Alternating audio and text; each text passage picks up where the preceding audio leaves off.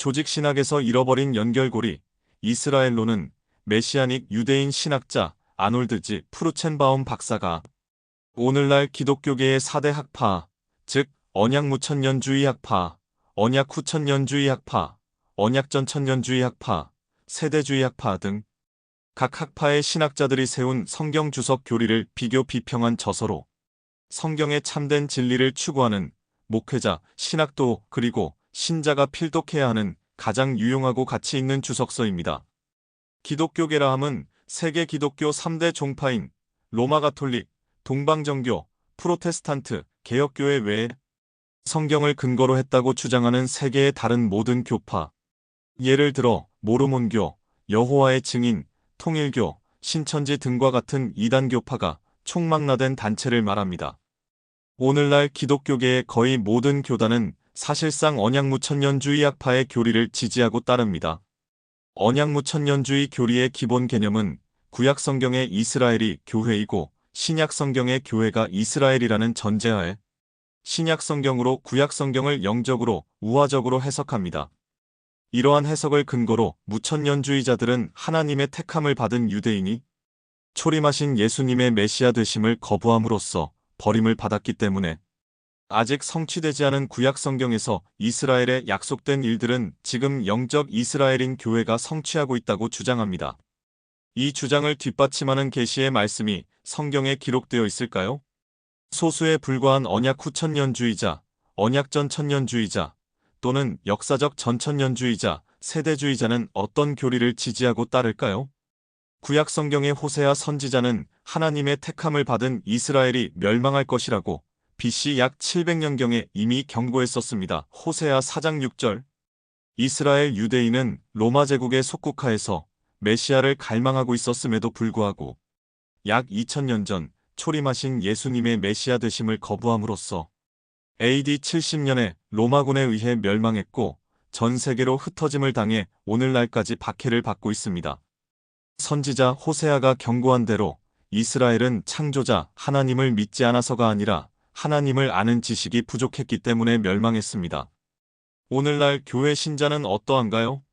예수님이 구세주이심을 믿지 못해서가 아니라 유대인과 마찬가지로 성경을 아는 지식, 즉 예수 그리스도를 아는 지식, 즉 예수 그리스도께서 하실 일에 대한 지식이 부족하다면 돌이킬 수 없는 상황에 놓일지도 모릅니다. 성경이 창조자 하나님의 참된 말씀이라는 증거는 성경에 예언된 일들입니다. 구약 성경의 선지자들은 약 2000년 전에 멸망한 이스라엘이 회복해서 재림하신 메시아와 함께 예루살렘 도성에서 1000년간 세상을 통치할 메시아의 천년왕국에 관하여 예언하고 있습니다. 이 예언이 성취될 것을 나타내는 징표가 이미 세상에 나타났습니다. 바로 1948년 5월 14일 유대인이 약속의 땅 팔레스타인에 약 2000년 전 멸망한 이스라엘 국가를 재건했습니다. 이스라엘이 존재하지 않으면 이 예언은 결코 성취되지 않을 것입니다. 네 학파 교리 모두 사람이 만든 것이고 각기 자기 학파의 교리가 성경적 진리에 가장 부합한다고 주장합니다.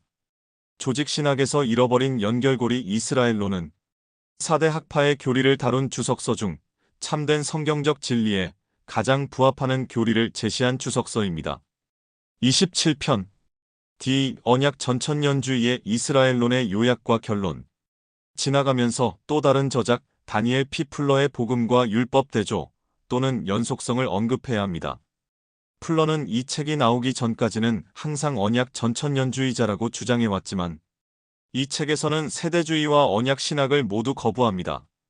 플러의 세대주의에 대한 비판은 대부분 언약 신학자의 비판과 동일하고 세대주의의 핵심을 잘못 해석하고 있습니다. 플러에 따르면 율법과 은혜의 대조입니다. 사실 이스라엘과 교회의 대조입니다. 플러는 현재 언약 신학자인 것을 부인하기 때문에 그의 연구에 대한 평가는 이 연구의 범위를 벗어납니다. 언약 전천년주의의 이스라엘론은 언약 신학에 기초하고 있었기 때문에 완전한 이스라엘론의 발전에는 한계가 있습니다. 언약 신학의 기초가 되는 은혜의 언약은 하나님의 한 백성만 인정하고 이 한 백성이 바로 교회입니다. 하지만 언약 전천년주의는 언약 후천년주의나 언약 무천년주의보다 훨씬 더 이스라엘론의 발전을 가능하게 합니다.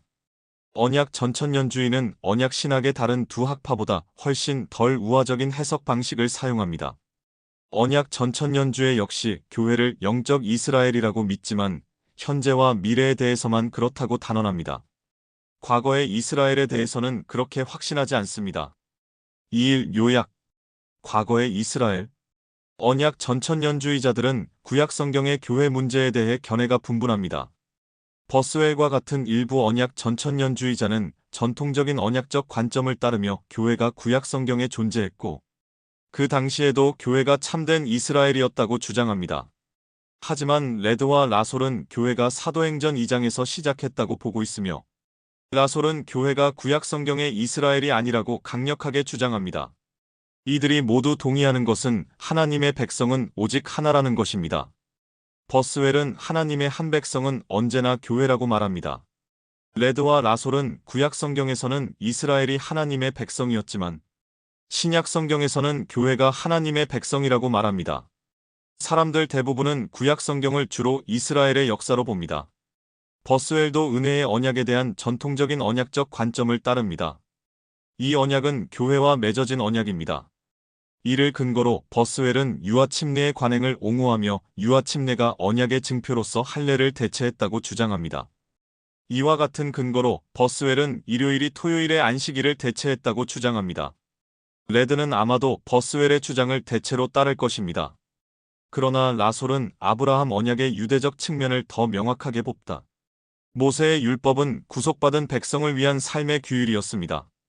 하나님의 백성이 이스라엘이든 레드, 라솔, 교회이든 버스웰, 은혜의 언약에 따라 하나님의 백성에게 주어졌습니다.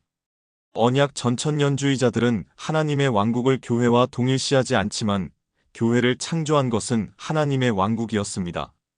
과거의 이스라엘은 하나님의 백성, 왕국의 자손, 언약의 자손이었고 택함을 받은 백성이었습니다. 현재의 이스라엘. 전환점은 예수의 오심과 함께 찾아왔습니다. 예수께서 이스라엘에 하나님의 왕국을 지시하셨습니다. 하지만 예수께서 제시하신 왕국은 문자 그대로의 지상 왕국이 아니었고 구원의 왕국인 영적 왕국이었습니다. 이스라엘은 이 왕국을 거부했고 그렇게 함으로써 지위가 바뀌었습니다. 더 이상 하나님의 백성이 아니었고 이제 교회가 하나님의 백성입니다. 교회가 오늘날 하나님의 백성이고 거룩한 나라이고 택하신 족속이라는 것입니다. 오늘날 교회는 영적 이스라엘입니다. 모세 율법은 여전히 유효하며 교회는 그 아래 있습니다. 분명히 그리스도의 오심으로 할례를 유아 침례가 대체하고 안식일을 토요일에서 일요일로 대체하는 것과 같은 많은 변화를 가져왔습니다. 모세의 율법은 여전히 의무적이지만 해석학적 참된 의미로 인해 많은 결과를 초래했습니다. 그리스도의 오심에 비추어 중요한 몇 가지는 수정할 필요가 있습니다. 그러나 그리스도인에게는 율법이 폐지되지 않았고 영구적 유효성이 있습니다.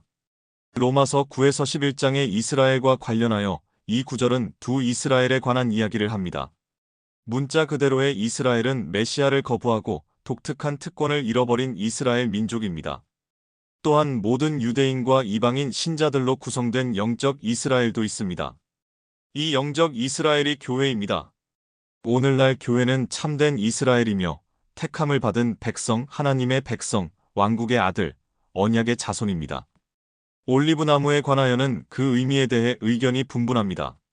한 견해는 아브라함의 믿음을 상징한다는 것이 버스웰, 다른 견해는 현재 교회인 하나님의 한 백성을 상징한다는 것입니다. 레드. 이스라엘의 남은 자는 이제 교회 중의 일부이고 구별된 실체로 간주하지 않는다는 것입니다. 교회가 왕국의 현재 형태입니다. 이스라엘에 주어진 왕국을 빼앗아 교회에 주었기 때문입니다. 하나님의 왕국은 오늘날 세상에서도 활동하고 있지만 교회를 통해서만 활동합니다.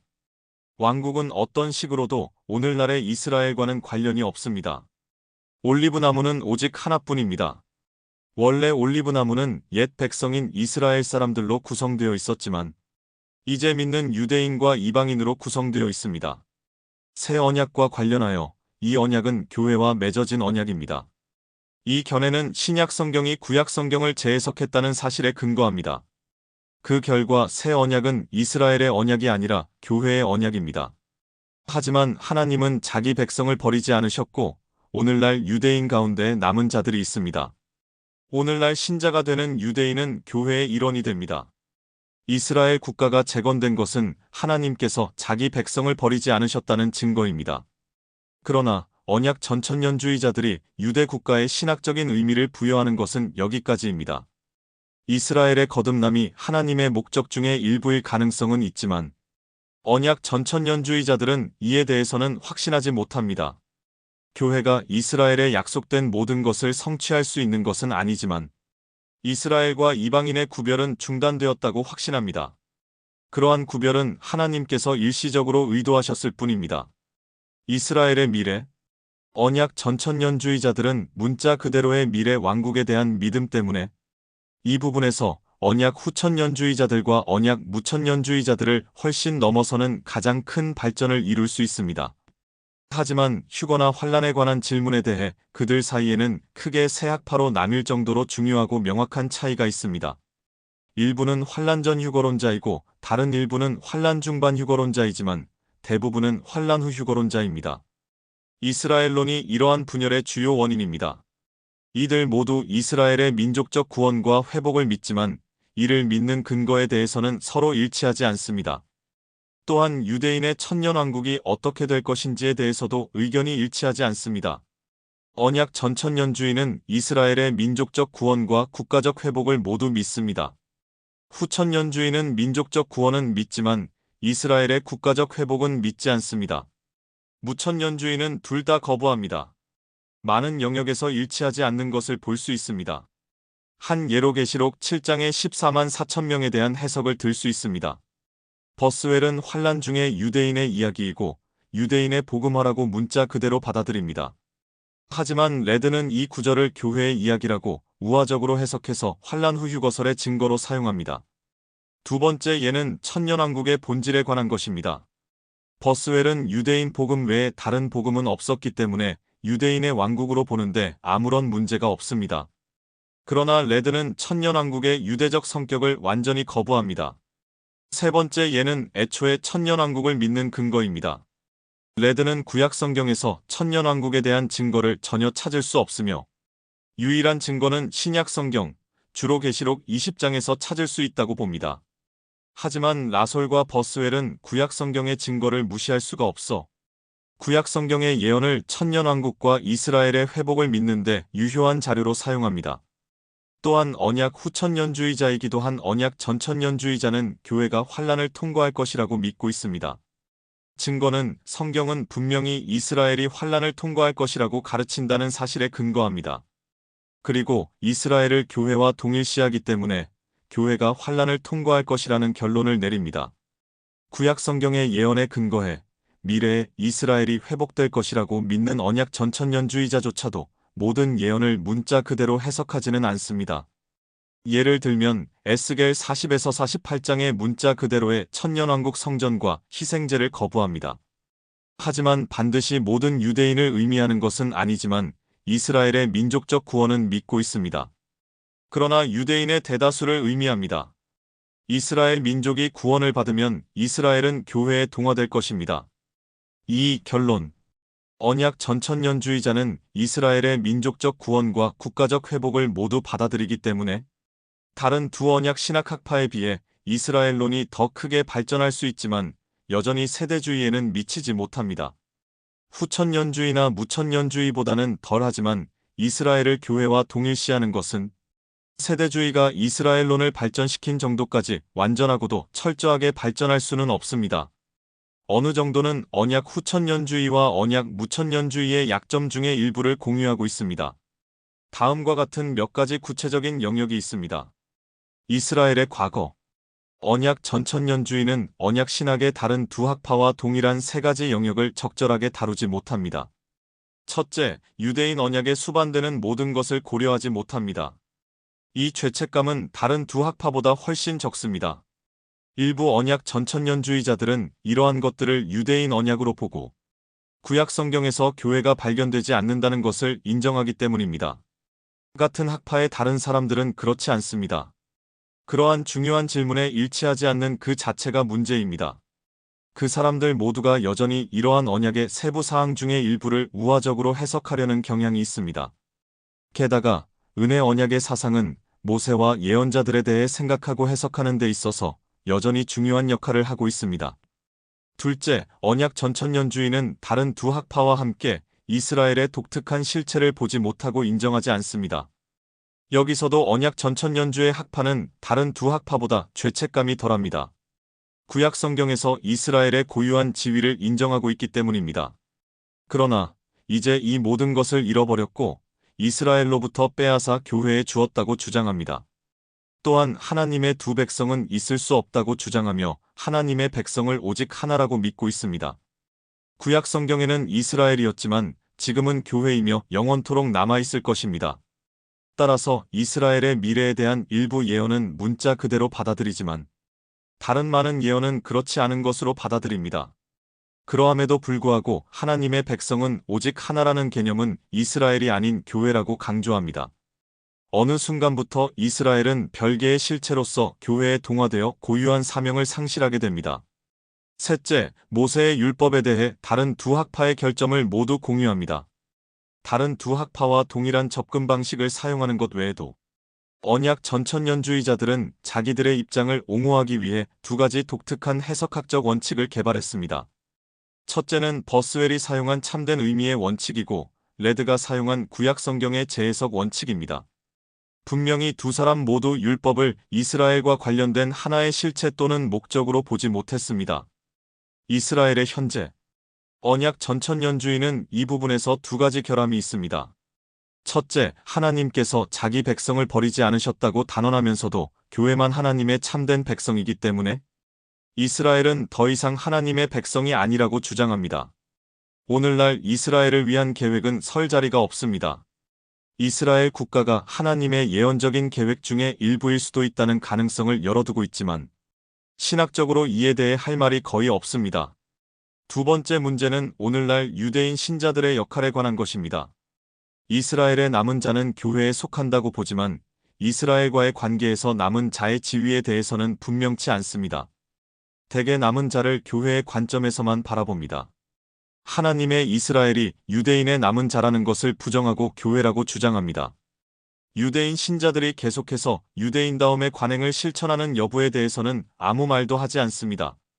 언약 전천년주의에서는 이스라엘 민족 중의 일부로서 또는 교회 중의 일부로서 유대인 신자들의 역할에 대해 명확하게 논의하지 않습니다. 이스라엘의 미래, 언약 전천년주의가 언약 신학의 다른 두 학파와 가장 다른 점은 여기에 있습니다. 이스라엘의 민족적 구원에 대한 믿음이 언약 무천년주의와 다릅니다. 이스라엘의 국가적 회복에 대한 믿음이 언약 후천년주의와 다릅니다. 하지만 구약 성경의 예언에 근거를 두지 않는 것은 심각한 문제입니다. 이것은 구약 성경의 예언을 우화적으로 해석하도록 요구합니다.